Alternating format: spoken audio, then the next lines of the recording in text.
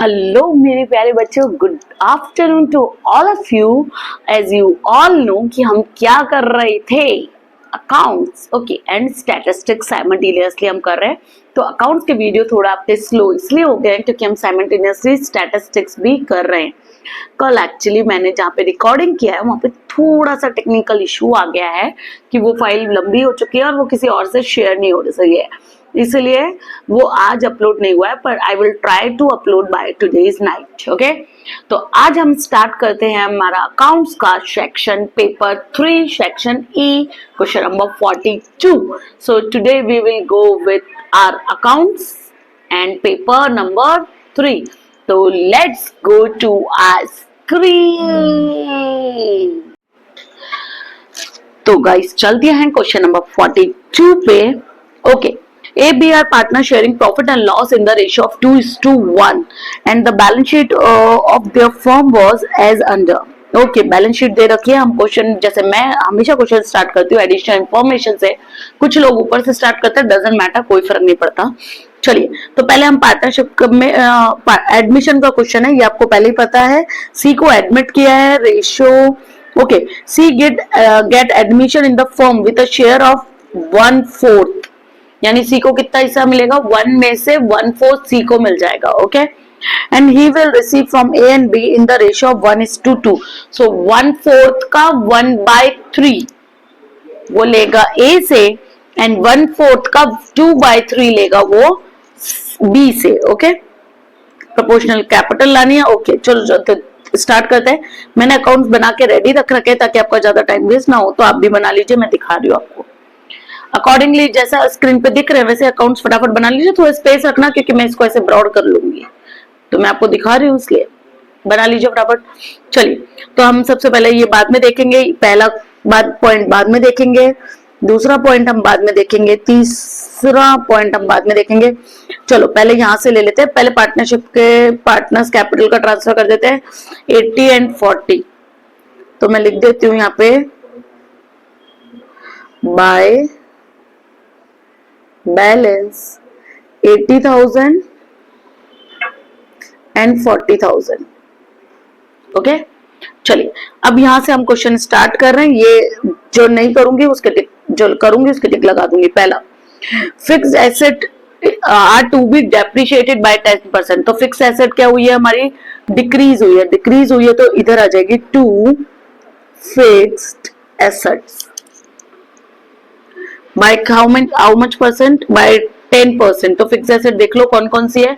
अच्छा, fix asset में सीधे नाम नहीं देखा तो आपको अलग, तो प्लांट एंड मशीन भी आपका फिक्स एसेट है and building is also your fix asset. तो दोनों को 10% डेप्रिशिएशन कर दो, डेप्रिशिएट कर दो, तो ये आ जाएगा 8,000।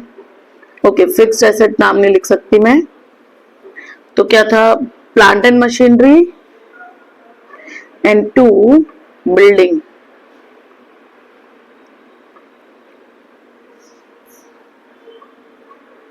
$5,000 ये हो गया है। तो नई बैलेंस शीट में आ जाइए और वहां पे लिख दीजिए प्लांट एंड मशीनरी।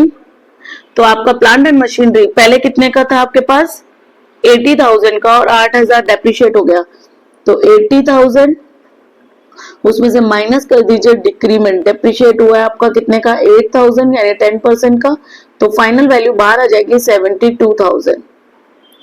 और बिल्डिंग लिख लीजिए, बिल्डिंग कितने का है आपके पास, बिल्डिंग 50,000 का है और 5,000 आपने डेप्रिशिएट किया है, डिक्रीज किया है कितना, 5,000।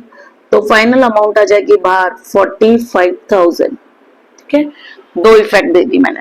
चलो next, all debtors are solvent. All debtors are solvent का मतलब होता है कि in the future you do not require this type of reserve.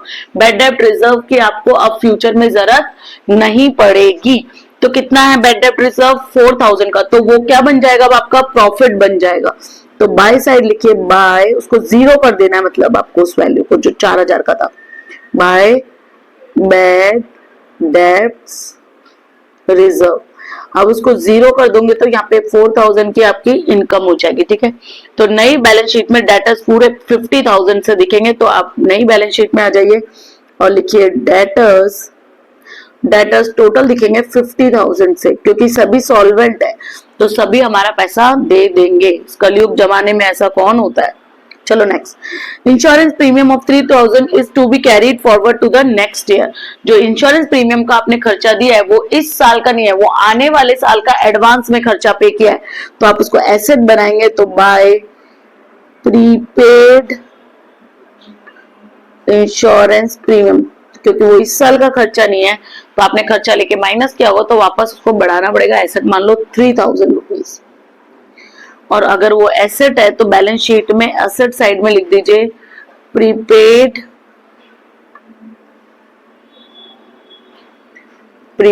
Insurance premium. कितना अमाउंट था? 3000 रुपीज। बोलो यहां तक कोई दिक्कत? ओके नेक्स्ट चलते हैं। बस खत्म। तो रिवैल्यूशन तो खत्म हो गया हमारा। रिवैल्यूशन बंद कर दीजिए पहले।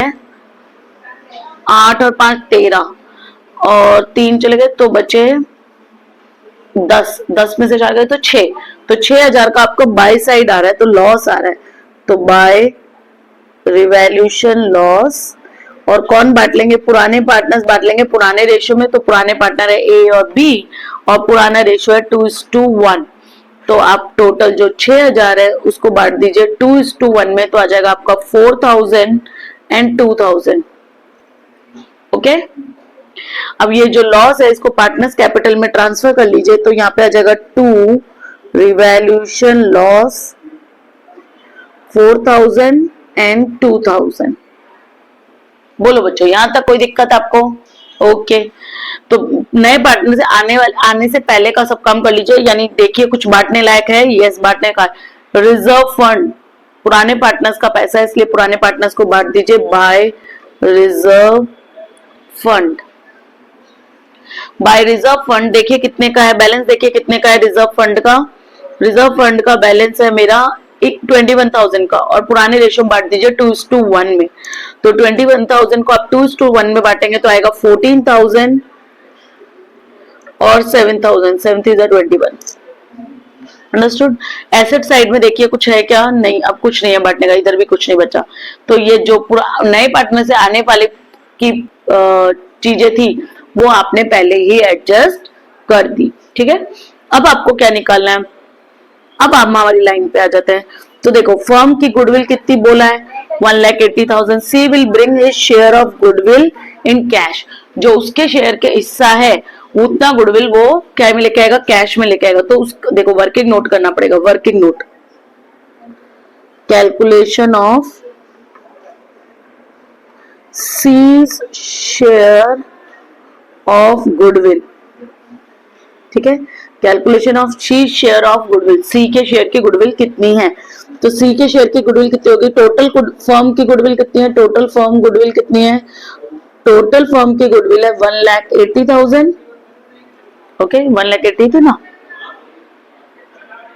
हाँ, उसमें से सीज गुडविल कितनी हो जाएगी? जो लेकर आएगा 1,80,000 का 1/4 के लिए आया वो 1/4, तो आपकी गुडविल का हिस्सा आ जाएगा कितना?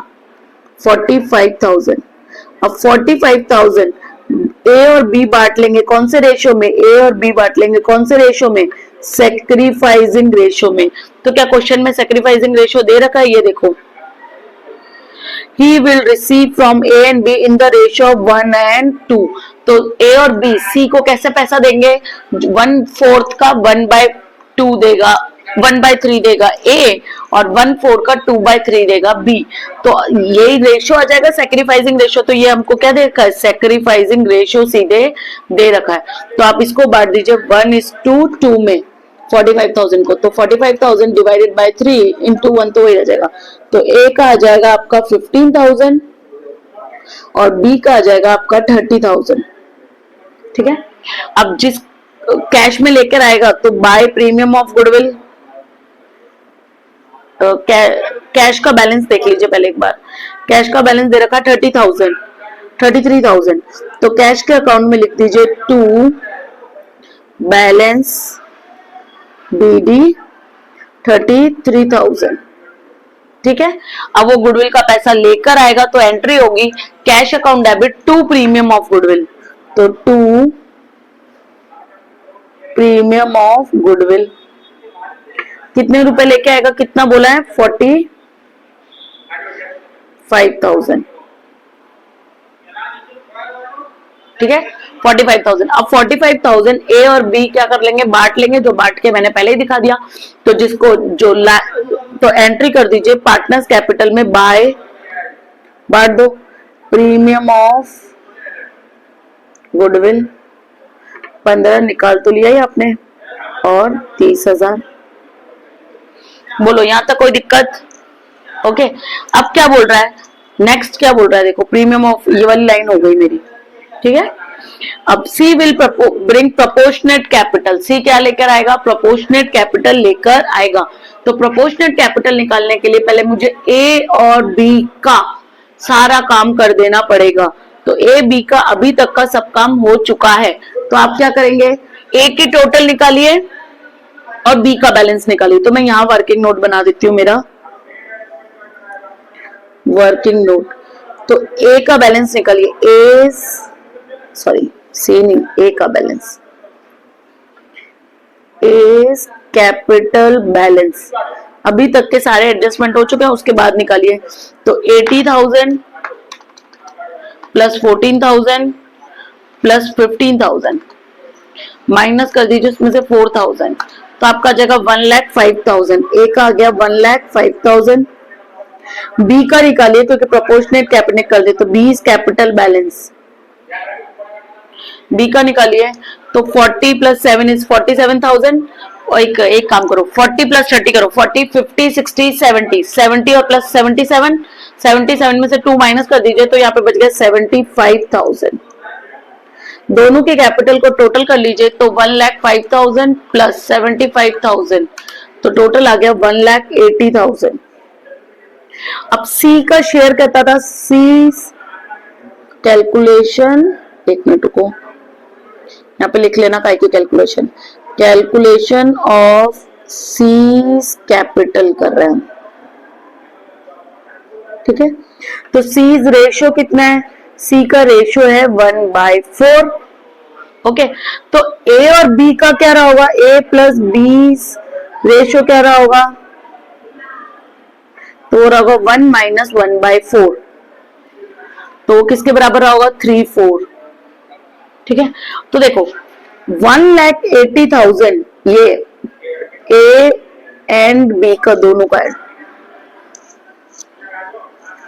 देखो तो सी की कैपिटल क्या हो जाएगी, सी कैपिटल इज इक्वल टू, अगर 1,80,000 रुपीज है, देखो यहाँ बताती हूँ, 1,80,000 रुपीज है 3/4 के लिए, तो 1/4 के लिए कितना होगा, क्रॉस मल्टीप्लाई कर दो, तो यहाँ पे लिखो 1,80,000 multiply by 1/4 multiply by, reverse कर देंगे 4/3, अंडरस्टूड।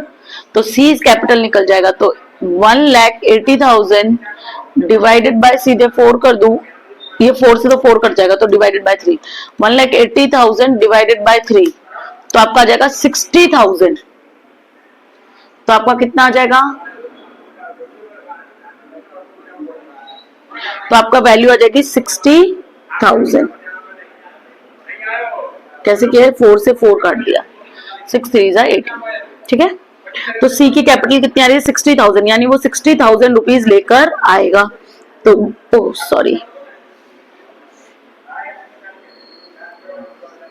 एक minute, you always wondered why that app didn't exist. एक मिनट बच्चों,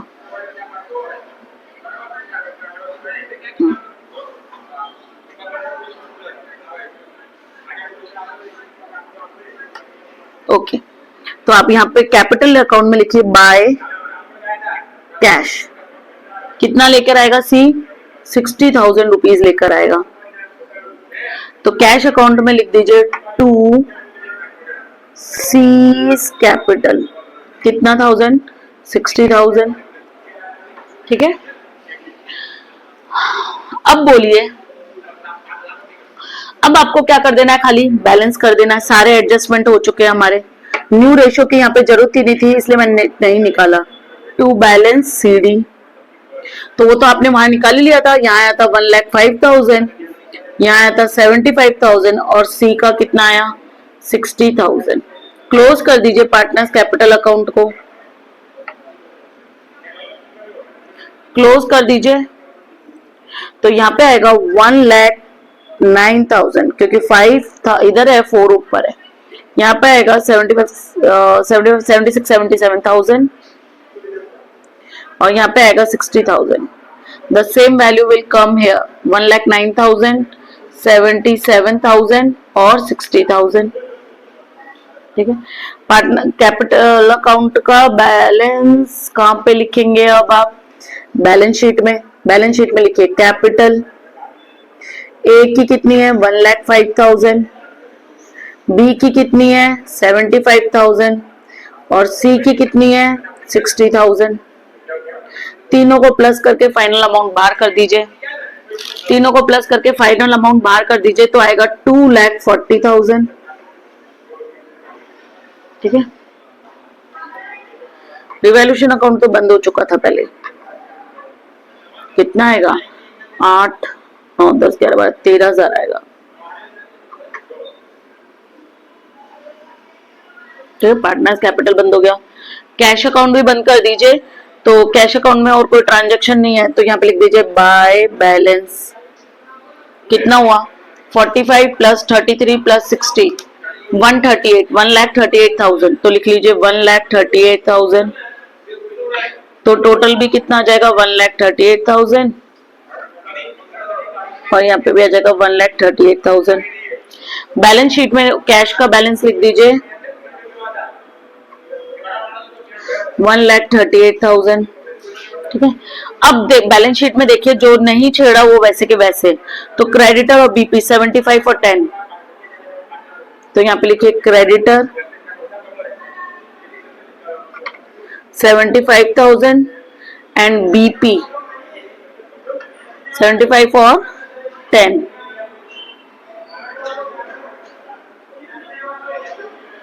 तो ये हो गया आपका बैलेंस शीट। इधर कुछ बचा है क्या? एसेट साइड भी देख लीजिए। स्टॉक बचा है 17,000, डेटर हो गया था, कैश हो गया। स्टॉक खाली बचा है 17,000, जिसको नहीं छेड़ा वो वैसे की वैसे। स्टॉक 17,000। अब टोटल कर लीजिए 72,000 प्लस 45,000 प्लस 50,000 प्लस 1,38,000 प्लस 18, 19, 20,000 कर देती हूँ उसको। 3,25,000 total of the balance sheet is 3। इधर आ रहा है 3,25,000। आप मत लिखना, अभी पहले मैच करो फिर लिखना। तो 240 प्लस 10 250 हो गए। 2,50,000 प्लस 75 तो आ गया है। तो 3,25,000। तो बैलेंस शीट में भी टोटल लिख लीजिए 3,25,000। बोलिए कोई दिक्कत है? न्यू रेशियो निकालने की जरूरत नहीं थी हमें, कई क्वेश्चन में न्यू रेशियो की जरूरत नहीं पड़ेगी। बाकी आप निकालना चाहते हो तो इट्स टोटली योर विश। तो एक काम करो, पहले इतना क्लिक ले लो।